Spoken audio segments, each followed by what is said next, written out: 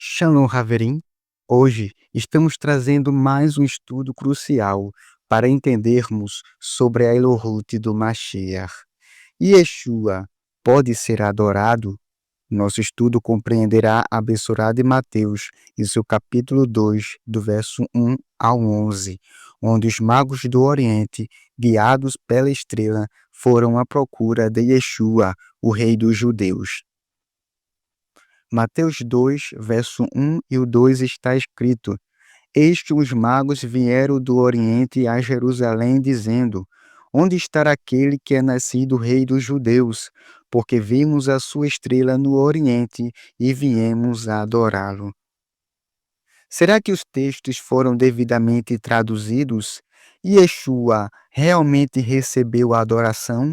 A Torá adverte em Deuteronômio 6,13: Temam ao Eterno o seu Elohim, e só a ele prestem culto.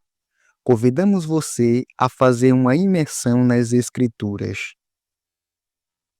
Podemos inferir do texto de Daniel a ideia de que o Mashiach deve ser reverenciado. Vejamos, em Daniel 7, verso 13 ao 14, Daniel descreve que ao Mashiach foi dado domínio e glória e um reino para que todos os povos, nações e línguas o servissem. A palavra Ifleron, traduzido para servir, vem da raiz pelar, que no aramaico tem o significado de adorar, no sentido de prestar culto religioso, o que sugere que o Filho do Homem recebe a adoração divina. Vamos apresentar mais dois textos no livro do profeta Daniel, em que o termo pelar aparece. No capítulo 3 de Daniel, o rei Nabucodonosor constrói uma estátua de ouro e ordena que todos os povos a adorem. Aqui, pelar é usado para descrever o ato de servir ou adorar a estátua. Por exemplo, em Daniel 3:12 é relatado que Sadraque, Mesaque e Abednego não servem, ou seja, pelar aos deuses do rei, nem adoram a imagem de ouro que ele ergueu. Esse uso indica que pelar pode se referir tanto ao serviço religioso legítimo quanto à idolatria. Em Daniel 6,16, no contexto, Daniel é acusado de desobedecer ao decreto real, que proibia a oração ao qualquer deus ou homem além do rei, e é lançado na cova dos leões. O uso de pelar aqui, o verbo é empregado para descrever o serviço contínuo de Daniel ao Eterno. Dado o contexto, esse serviço refere-se claramente às práticas de devoção e culto religioso, como oração e adoração. No contexto bíblico e na tradição judaica, esse termo é usado para o serviço a Deus no templo. Isso significa que Yeshua é digno de culto, algo que no pensamento judaico seria uma blasfêmia ou uma idolatria. Porém, só há uma única razão digna de aceitação. O Mashiach Yeshua é o próprio Eterno. E por isso, vamos trazer aqui uma análise profunda de uma passagem das Escrituras. Êxodo 23, do verso 20 ao 22, vamos mostrar que Yeshua é o anjo redentor, que carrega o nome divino. Yeshua é Metatron. Para quem nunca ouviu falar sobre Metatron, é importante mencionar que este termo foi extraído do verso: Eis que não tosquenejará e nem dormirá o guarda de Israel. Salmo 121, verso 4. Seu nome é derivado do aramaico, que significa guarda. Em Êxodo 23, do verso 20 ao 22, o Eterno fala sobre um anjo enviado à frente de Israel para guardá-lo e conduzi-lo ao lugar designado. Esse anjo possui autoridade para perdoar pecados, um poder exclusivo do Eterno, e carrega o nome do Eterno de uma maneira única como em nenhum outro ser. O rabino Moshe Ben Nahman afirmou que esse anjo mencionado em Êxodo 23 não é um anjo comum, mas alguém em quem reside o grande nome do Eterno, indicando uma conexão única com Hashem. Ele o identifica como o anjo redentor e o relaciona com Isaías 26, verso 4, onde Adonai é chamado de Rocha das Eras, sugerindo que esse anjo carrega a própria presença e autoridade divina. Além disso, o rabino destaca que esse anjo se revelou como Elohim de Betel, em Gênesis 31, verso 13, o que implica que ele não apenas representa o Eterno, mas também é chamado de Elohim. Ao chamá-lo de embaixador, o rabino enfatiza que é por meio desse anjo que o mundo é governado, ou seja, ele é o mediador da vontade divina na criação. Isso sugere que esse anjo é mais do que um mensageiro. Ele é a própria manifestação da presença e governo do Eterno no mundo. O rabino Menahem Rekanat, um renomado estudioso da Kabbalah, interpreta Êxodo 24, 1, destacando que o próprio Elohim ordena a Moshe que suba ao Eterno, mas identifica o próprio Eterno como Metatron. Segundo ele, Metatron é chamado várias vezes de Elohim e também aludido como a Shekhinah, a glória do Eterno. Isso indica que Metatron não é um anjo comum, mas uma manifestação divina associada à presença do Eterno. Recanati explica que a ordem para subir significa ascender ao lugar da glória divina, onde está o anjo, o Redentor.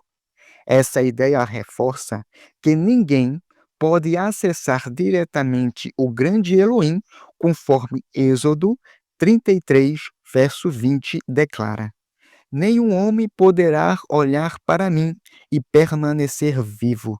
Assim, Metatron aparece como um intermediário, permitindo o contato entre o homem e o Eterno, sem que este seja consumido por sua santidade absoluta. Em essência, Recanati sugere que Metatron é a manifestação visível da presença divina, permitindo que Moshe tenha acesso à glória do Eterno sem perecer.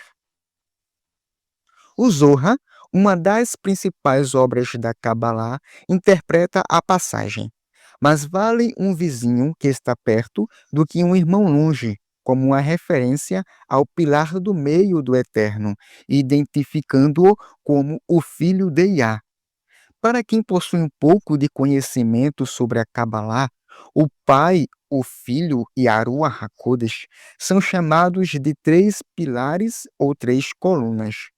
O termo pilar do meio representa o equilíbrio entre os atributos divinos e é frequentemente associado a Metatron.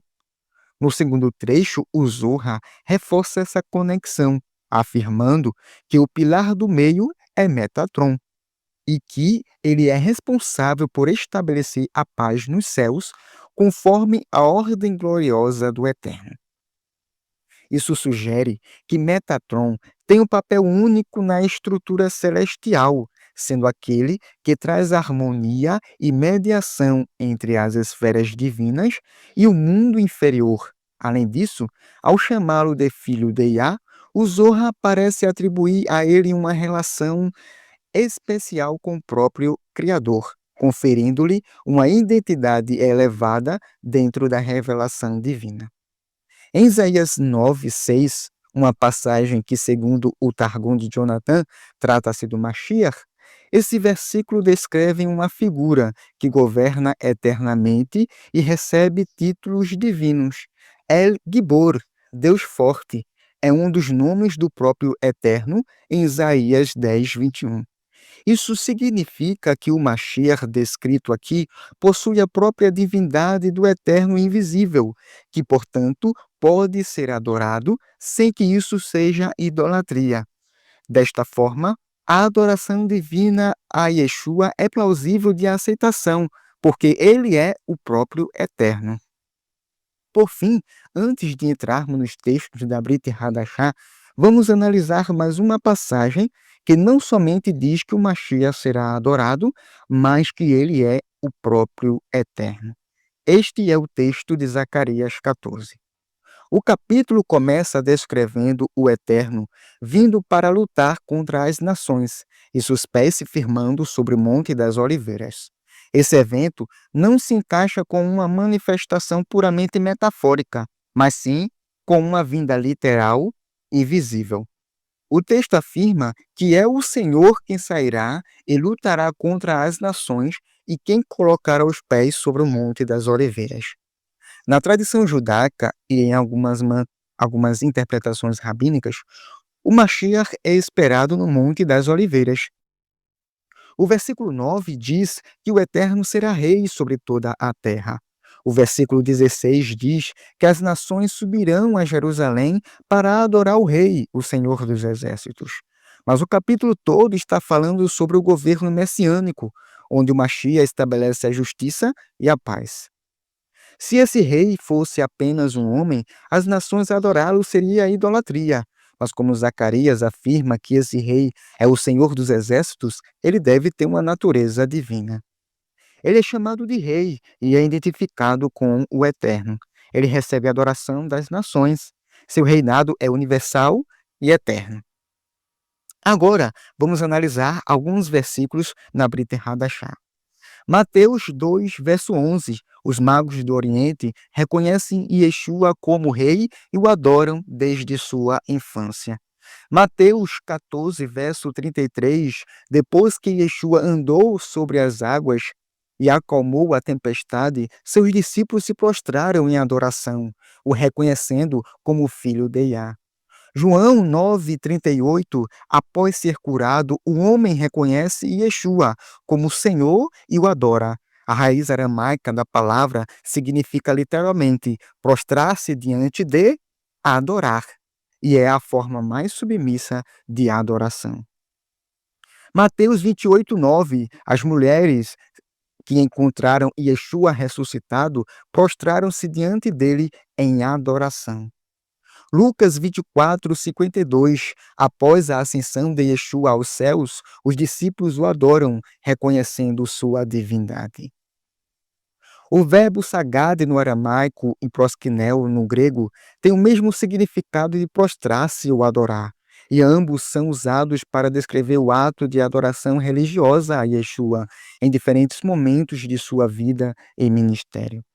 A Brit Hadashah em aramaica é ao usar o termo sagade, que significa adorar ou prestar culto, é clara ao demonstrar que Yeshua recebe adoração, comprovando que ele é o Eterno, pois somente este pode ser o destinatário de adoração. O Eterno, no Salmos 2, versos 6 ao 7, coloca seu rei em Sião e o chama de filho. Daniel 7:14, o Filho do Homem recebe domínio eterno e todas as nações o servem. Pelar, culto religioso. Isaías 9, 6 ao 7, o filho que governa é chamado Deus forte, El Gibor. Muitos limitam o poder do Eterno para defender uma tese, afirmando que o Eterno não pode se manifestar como homem. Eu pergunto, há algo difícil para o Eterno?